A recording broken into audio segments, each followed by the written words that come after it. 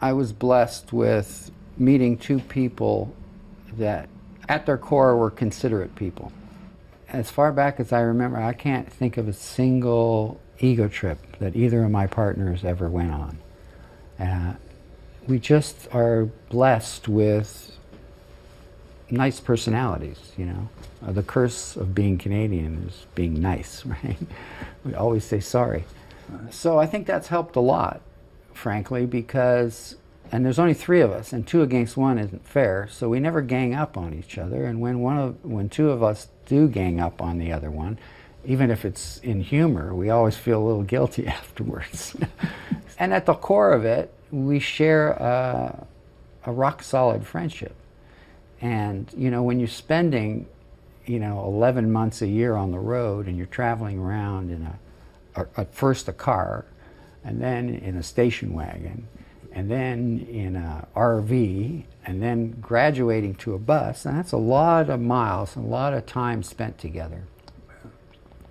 And you get to know each other, and you get to know when to back off and when to be close. And I think at the core of what we are, we're pals.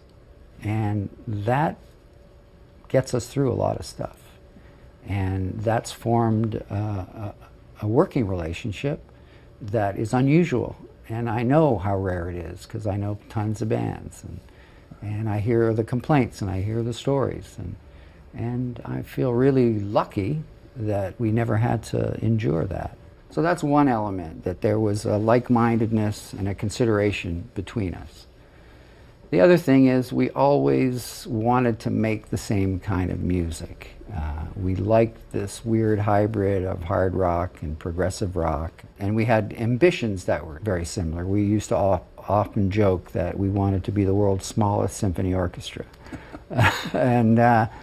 So we were united in that, and that's a big thing, because a lot of bands break up because of musical differences, the famous line, musical differences. We didn't really have musical differences. And because we had such a natural rapport as friends and as people, anytime somebody had an idea, we just considered our music like a melting pot. Just bring it in, let's see what we can do with it. That's a big part of it. And the personal relationship, there was a huge degree of humor between the three of us. And we never took our meetings too seriously, and whenever we had to do, quote, business meetings, it was always sort of a joke. And early on, we would have these discussions. For example, when someone had written a song, say Alex and I, only 2 of the 3 of the members had written a song, and we had to divide the song for publishing credits and things like that. And we would get in these conversations about, well, you wrote that part, I wrote this part, and it just seemed dumb. So we made a decision very early on. He said, look, the 3 of us are working on these songs equally. Whether the germ of the idea came from 1 or 2, who cares?